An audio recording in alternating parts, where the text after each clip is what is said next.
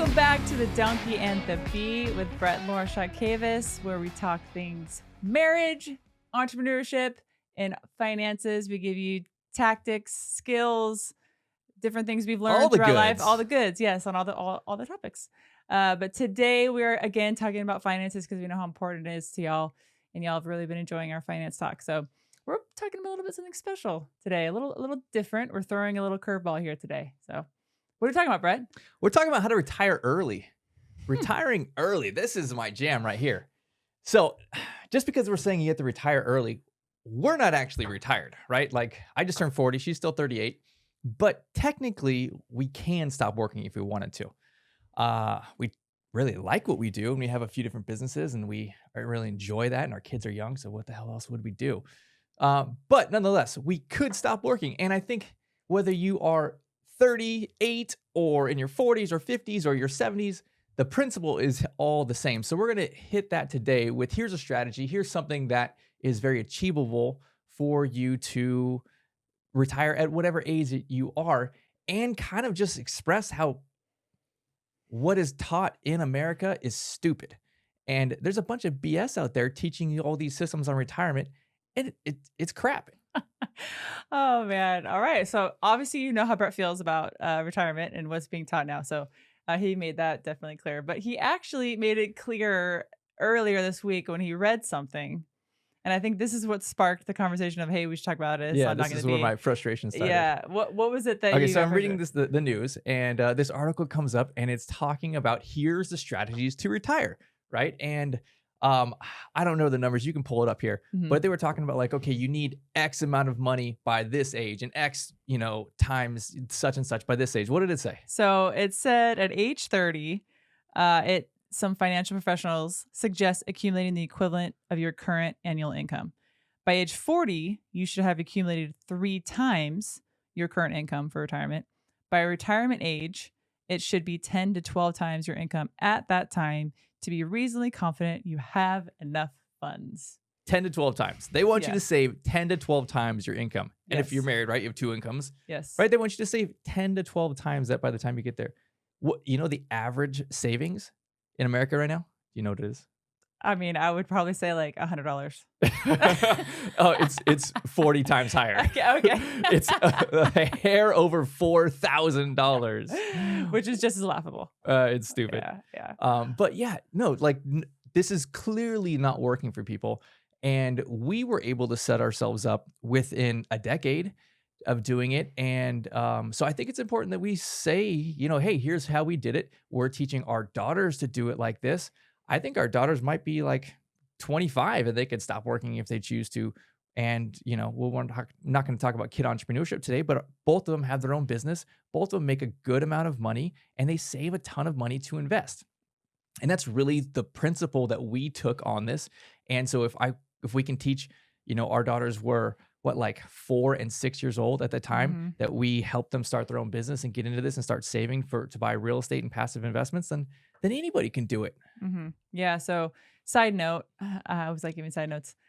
We taught them kind of what we implement in our finances, which is everything that you earn, 10% goes to God, or goes to the church, or goes to someone in need.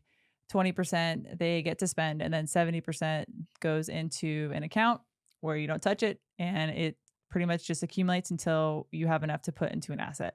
So we're teaching them that yes, you can spend a little bit, and of course, first 10% of everything needs to go back to God, but that 70% you need to put back and put it into something that will make you money. So an asset. So you're not just buying a boat or buying something silly that's just going to accumulate more debt for you down the road. It's buying something that's going to make you more money, and then make those babies make more money, and so on and so forth. The money babies. The money babies, yes. All right. My favorite type of babies, money babies. Oh, man. So clearly there is a problem with the system that people have for retirement, because if the average saving account is only $4,000 and you're supposed to have 10 times your salary, right? How do you get to, 500,000, 800,000? This is what the average American makes times 10. How do you get there? But clearly, I don't even think that's close to enough. Before inflation, it was common that people would say like, oh, you need like $1 million to retire. And $1 million now doesn't go anywhere, right? Now Mhm. people are saying, oh, you need to be a multimillionaire to retire. And if you did go this way of, I'm going to save all this money and then spend 4% a year after retirement and work that all the way down to the day that I die, then yeah, you probably do need a couple $1 million. But clearly that's not working. That is a system that is broken because people have an average savings of $4,000, nowhere near enough for any of this kind of stuff. And I think that we have a very unique perspective on this because we own an assisted living and memory care. And we literally take care of people the last several years of life and the most expensive years of life, especially because these residents and these grandmas and grandpas, they have dementia. And we see the back end of how long you can live. People, they go and they say, I'm going to retire at 65 and I'm going to plan 20, 25 years of income and buy an RV and travel with my spouse. They don't realize, like, you can pretty easily live to 95, 100, 105 years old, and those last 10, 15 years will cost over $1 million. Mhm. Yeah, I think that was something that was an eye opener for us being in this industry and seeing how expensive it is.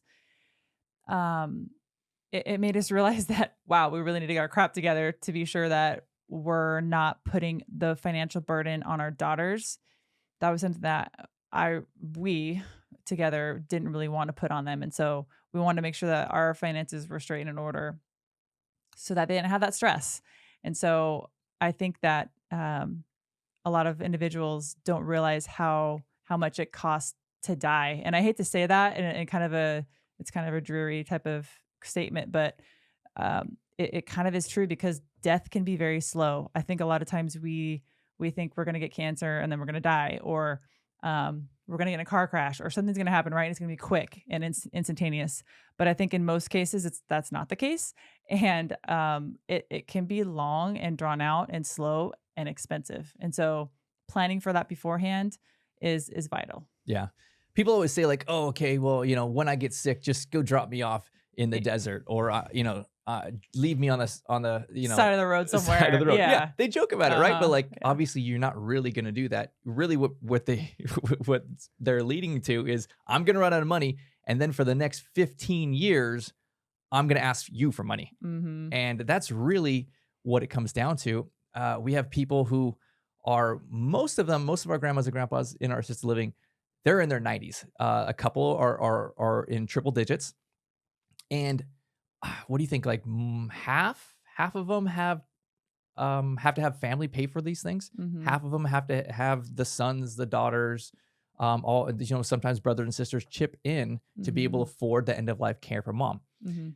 And it's not like we're talking, okay, mom's going to get sick and then, 6 months. No, no, no, no. We're talking 10 years, 15, Mhm. 20 years, right? My grandma lives with us at our assisted living. She's about to turn 104. And, she was good all the way up until like 95 or so. But it's been almost 10 years where she's probably had expenses over $1 million. And that's just end of life care Mhm. after retirement, right? Like, you plan for retirement 65, something like that. Here's the next 20 years. And then you think, oh, okay, I'm going to check out at that point. But no, that's not really, right? Like, most people plan for those years. Mhm. But what happens when you run out of money at that time? And then you have an additional $1 million because you live to nearly 100, Mhm. right? Where does that money come from? And I think that we have a plan for that. And I don't want to share that today, but I think it's important that we say, like, there's a clear problem here and we have a front row seat on it because of what our business is. And it is so, so common, especially with medicine and technology, that you don't just get sick and die in 3 months. You get sick and you live for 10 or more years. Mhm. And if you're unfortunate enough to have dementia or, early onset dementia, you start getting this in your 60s or 70s, your body, it's gonna live for another 20 years. Your mind might not be there, but nonetheless, like, the cost of care for that, I mean, six, eight, $10,000 a month, and there's no cheap memory care options. It's a lot of work. It's a lot of care, and you just have to pay for it. It's 24/7 when you don't know who you are anymore, and you can wander down the street naked, and you can take all of your medications in one sitting if no one was there to be able to watch you, right? Like, you need a high level of care, and it's expensive, and that can go on for many, many years. Hmm. And how do you budget that? Yeah. Kind of on the same lines, but kind of not. um, what came to my mind when you were saying that was a lot of individuals, I think, have this mindset toward retirement of, I have my nest egg. What do you think of when you hear the term nest egg? Yeah, your house. Your house, right? Yeah. Uh-huh. Everyone's like, well, I have my house. I've lived in it for 30 years. It's paid off. And now it's worth 600,000. That's my nest egg. So if anything Mhm. happens, I'm just going to sell my house and that's going to pay for everything. Yeah. But what happens? The one of the spouses gets sick first, Mm-hmm. right? And then that entire nest egg is gone Mm-hmm. in those 2 years while that first spouse gets sick, and slowly has these really large medical bills that cover it. And then the second spouse, usually the wife, is now single in her 80s. She's got a few more years, and then she needs help herself. Mm-hmm. But now she has no money. Mm-hmm. She hasn't worked, right? She has, Social Security. That's not going to get you very far if, unfortunately, you do need a high level of care, or if you, fortunately or unfortunately, however you look at it, make it into your late 90s or 100 years old, Mm-hmm. which is becoming more and more common. And I think that, we have AI going crazy right now, and going into all these different avenues.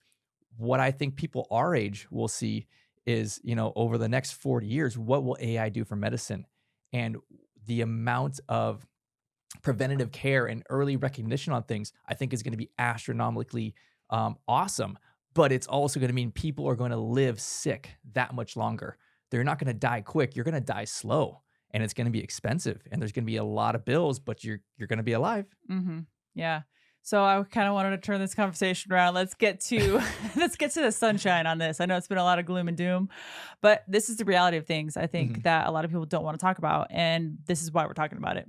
It's usually two things that people don't want to talk about: money and sex. So those two things we will be discussing on the show, but today we will not be discussing the latter. We're talking about retire. So let's talk about what people can do to plan, and maybe let's just talk about what we're doing. I think Yeah. that's important. So I think the most important distinction between what we do and what's told, and what was told in this news article that really frustrated me. They're saying, like, okay, calculate this formula. How long, what day are you going to retire? What age? How long are you going to live for? And what are your expenses going to be? Yeah. Right? Like, who the hell knows how Yeah. long you're going to live for? Are you going to be in, like, some kind of state where they allow you to do suicide and these kind of things? Like, Yeah. in Texas, you can't do that kind of stuff. No, sorry. I'm literally looking at my phone right now. It's literally called the retirement calculator, and you click on it and ask all these questions. Hold on, it's pulling up right now. Your current age at retirement, your annual household income, percentage of income to save. Like, we really know that. Your current savings, your expected income increase, which we're all gonna inflate, I'm sure. Years of retirement income, and then years to work, and pretty much, like, you're guessing everything. It's all guessing. You're doing the Yeah. best case scenario on these things, right? Like, how do you actually know? No one predicts they're going to live Yeah. to 100. They Nope. they usually stop at, like, 90, Mhm. right? And I guess what I'm trying to say is, like, we see people so much live past 90, and it's at least $1 million after they turn 90 is what they need, Mhm. Yeah. right? So this whole, I'm going to put this formula together, this calculator, and then I'm going to save this massive number of millions of dollars, which nobody does. That's just silly. And it's not really attainable for most people. So when you look at it from that perspective of, what do I need for the rest of my life? Here is every bill I need to budget in for the next 40 years, right? Like, what does that look like? Okay, I'm going to spend 1.5 million over the next 40 years. Like, who can really calculate that? Why would you calculate your bills for the rest of your life? A lifetime bill. Like, I'm not going to look at my water and my electric and say, okay, 12 months times 40. Okay, I should spend about 38,000 on electricity by the time I die. That's stupid, Mhm. right? Like, no one calculates a lifetime of expenses. You calculate your expenses monthly, Mhm. right? You have your your phone bill, your water bill, your internet, right? Your rent, your mortgage, these are monthly, Mhm. right? And when you go to the store, right, you have a monthly budget for the grocery store, for Target, for things like that, right? So it's so much more applicable if you can say, okay, well, what can I do monthly? And this is really the approach we took. Instead of saying, okay, we're 40 years old and 38, and we want to stop working by the time we're 50, and spend the next 40 years traveling or spending money. How much do we need? No, no, no. We don't do that. All we said was, okay, well, what is our current income now? And how do we replace that income? So if you look at it from just a monthly standpoint, it is so much easier to understand these numbers because you're literally spending them. I know what I spend every single month. And worst case scenario, if I did hit 90 years old and I was in a memory care, I know what that costs now. So do I need to budget in $10,000 a month? If there's both of us, do we need to budget in a higher number than that? Like, at least if I have a monthly number, then I can replace that number. I can bring in every month that same amount of income in some kind of passive way. So I think that's really the approach we took. Instead of saying, okay, let me save $1.5 million and spend 4% of it every single year, that doesn't make sense to me. Let me say, okay, we're spending, if I want to save 10 grand a month, because in the future, maybe that's what we need, right? I'm maybe spending 7,000 or 6,000 or 5,000 now. Okay, what if I have that plus a cushion? Can we just replace our income instead of saving millions of dollars? Now, that's really the approach we took. And now if it leaves us at a spot where we did not put millions of dollars in the bank, but we bought some properties, and those properties happen to spit off monthly income. Every single month, we pay a mortgage and we get rent. And there's a difference between the two. And we got to a space where we are now hitting our number every single month with this income coming in. Now it gives us the opportunity to say, okay, well, we can stop working or we can continue working. But regardless, we still have this money that comes in every single month. And if we chose to stop working, we are now replacing our income. We're not saving millions and then slowly spending it. So pretty much what you're saying in easy terms for someone to digest is sit down and look exactly how much you're spending or how much income or how much income that pretty much how much you're spending monthly, Uh huh. and then go from there. Try to figure out a way to replace that. And in our case, we did it with real estate. You probably can do it in other avenues as well, but we're speaking from our experience. And so purchasing properties and replacing that income once you accumulate a certain amount of doors or homes, if you want to say it that way. Hmm.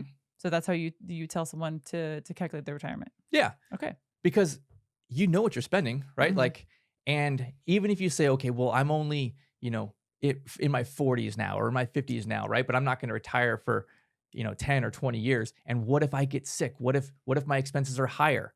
Like, usually as you get older into that retirement age, you spend less money, right? You're less active, you're doing less things. And you don't, if you have kids in the house now, you're definitely going to be spending less money after your kids move out. But if that's the case, then you want to have an extra cushion there. You want to have extra padding for if you do get sick and things like that. You could set that bar a little higher, right? If you're spending $5,000 a month, okay, then let's set a goal for $6,500 a month. How do I get to $6,500 a month? How many pieces of real estate? Now, that was our strategy. Do we need to spit off 6,500? Now, I think the other thing is it can be a long-term play, because if you are 40 now and you were to retire in 25 years, and let's just say you want to bring on $10,000 a month because it's a nice round number.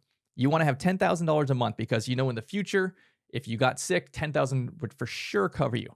So how do you get to $10,000 a month? You don't really need $10,000 a month now of income, because right now is not when you need it. But you could buy, let's say, 10 properties, and each of those properties cash flows $300, right? They cash flow $300 today. So Mhm. 3 times 10, you're only at 3,000. That's nowhere, not close to 10,000.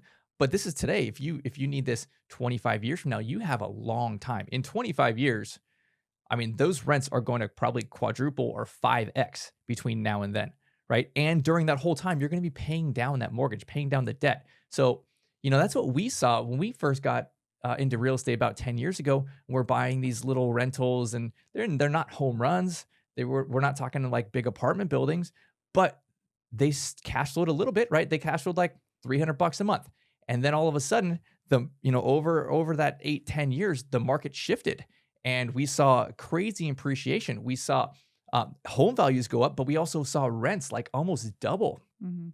And now, we had that $300 a month back then 10 years ago. I mean, now it's like $1,000 a month because rents went high and the debt went lower. So it's like, wow, like even though these small deals are not going to like be life changing for you right now, they can for sure be life changing for you in 10 years. And then fast forward another 20 years after that, these can be huge, huge amounts of potential income for you and completely replace your income. It's pretty easy to say, oh, I can just buy a few doors and I can replace my income and get to $10,000 20 years from now. Mhm. That's really easy to say you can do that. Mhm. Yeah, I think people maybe have the misconception that you're going to purchase these properties and they're going to be such a grand slam deal and you're going to cash flow $1,500 now. And, I don't think that's a realistic thing or a realistic way to view it. It definitely is a long term play. And I think a lot of times, you watch YouTube or you see these people become millionaire successes overnight. And I just don't think that's real. I think it's the slow play that really gets you there. And so, like what Brett said with our little deals, like they were very little deals, but they still were deals because we had that future mindset and that future trajectory goal for us that we didn't necessarily look at it as small. We looked at it as like, hey, this is just another little um, gold coin, I guess we're throwing in a pile. It's like one little thing, right? You throw one little one in and it looks small, but you keep throwing little ones in, and then it gets to be a little hill, right? Mhm. And so that's kind of how we view these deals. Yeah, and Mhm. maybe instead of a coin, it's like a seed. Oh, They sure. they, There they you go. grow, Yes. right? Yeah. Like Uh-huh. they blossom over time, and as you go through these real estate cycles, you will see if this is a long term play. If it's not like I need this in 18 months, right? That's not going to do much. But if you're going to say I need this in 18 years, man, like you're going to see 3, 4, 5x of your equity and also your cash flow. So I think that it's whether you start with the deals that you want, the actual real estate that you want for the long term, or you're able to sell these or 1031 and move into some better deals. You can start where you're at, start where you're comfortable, right? We got started in California and then we moved to Texas, right? We still have those real estate there. I'm not going to keep them there. I'm not going to own those properties in 20 years. I might own them for another 3 years, but we'll move our real estate and we'll either move it to another type of deal, another type of industry. We're investing in assisted living now, but nonetheless, the principle is the same. I'm investing in real property and I'm investing in cash flow. Mhm. And cash flow and real estate, it will always go up in the long term. It will go down sometimes, right? We've seen a year ago, we've had a lot of values drop by 50 or 100 grand on some of these things, but nonetheless, the rents still kept going up. Mhm. So you'll see these fluctuations, but it's a long term play. Mhm. And if you come at it from that perspective of, okay, here's my retirement strategy, instead of calculating some random formula and guessing what day I'm going to die on, instead of trying to save millions of dollars, I'm just going to replace what I spend every single month. Because every single month we get multiple checks, electronic checks. And here's the cash flow, the difference between our mortgage and our rent payments. And now they've put us in a spot where from the same amount of doors that we started with a few years ago, they've grown like 5 times that with the cash flow. And so now it's like, okay, hey, we had this conversation, I don't know, a year or two ago. It was like, babe, do we want to have a different lifestyle here? Do we want to stop working? Do we want to sell our assisted living and take our kids and travel? Do we want to homeschool? Do we want to do these things? Because it gave us that position, that freedom to be able to do that. And you pretty clearly said, no, that sounds horrible. I'd be super bored. And what else would we do? We should keep going. But nonetheless, it put us in that conversation. It was nice to have that conversation.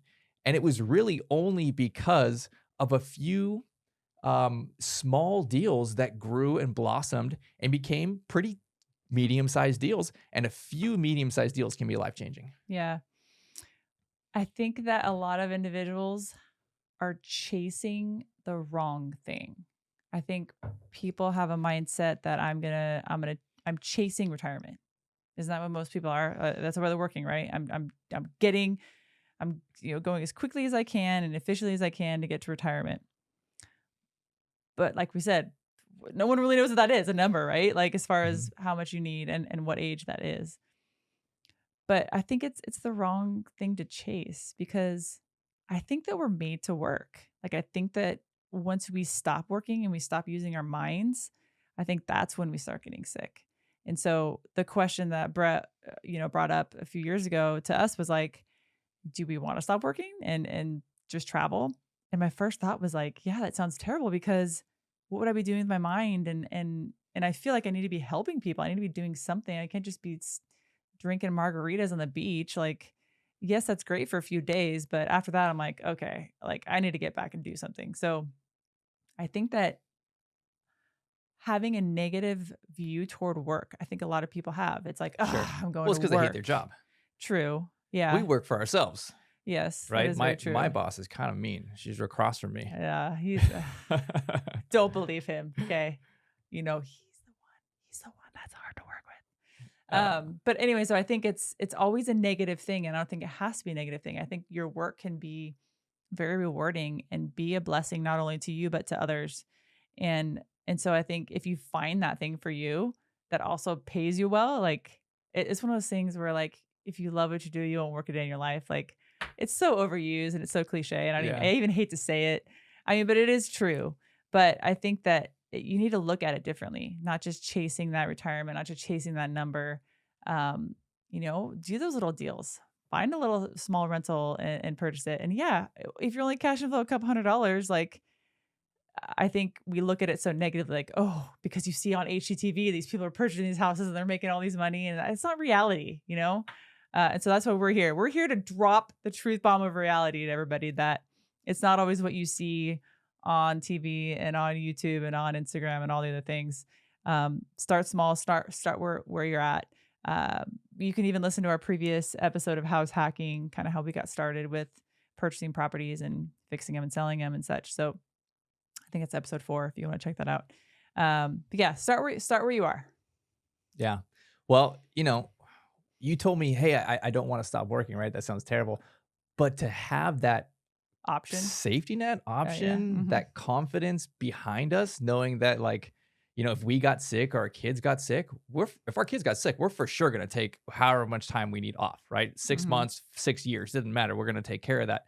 But there is a lot of confidence because of this. Now, again, it's not like there's millions of dollars in our bank account sitting there waiting for an emergency to happen, right? But there's still 10 plus $1,000 that comes in every single month from the cash flow from our doors.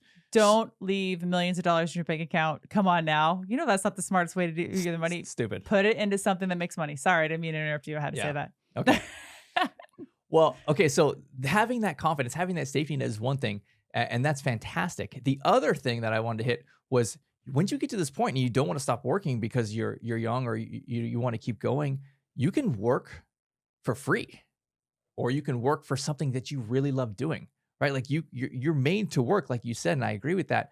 But it doesn't have to be for the man. It doesn't have to be your current job, right? If you don't like your job, then hit this goal, push on it really hard, get that cash flow, and then do something you love, right? I mean, I love this term. I want to work for free and income for nothing, meaning that every single month my income comes in. I'm not trading my time for it anymore. I'm incoming for nothing, and then I could work for free potentially, right? Meaning like I Mhm. could go help people, I could go serve somewhere, I could do something that makes a difference in my community, and I don't have to even have a paycheck. I don't Mhm. need a paycheck, Mhm. right? Zero salary for me. I want to work for free, and I want to do something that makes a difference.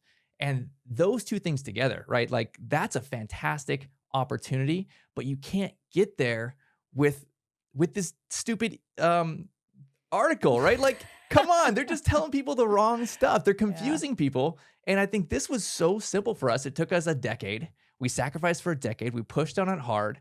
And then it put us in a position to have this safety net behind us. When we do get old and we're ready to retire, that money is there because, okay, it's 10K now, but what's it going to be 20 years from now? Mhm. It's going to be 20, 30K. And that's if we stopped buying properties. We're not going to stop buying properties. We don't spend that money. It just sits in an account until it gets big enough that we buy another property. Mhm. So it's just going to keep building and building and building. And this is just a slow and steady path to financial freedom. The slow and steady wins the race. Is that So the tortoise and the it is, hare? yeah, Look it's at somewhat the he's tortoise. totally making some references to tortoise and the hare. I love it.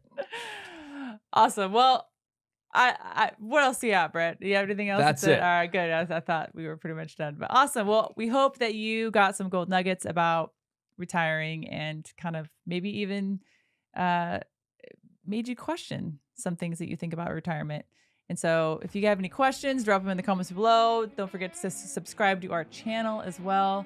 We'll be coming back weekly with all things marriage, entrepreneurship, and finances. Woo! All right. See you next time. See ya.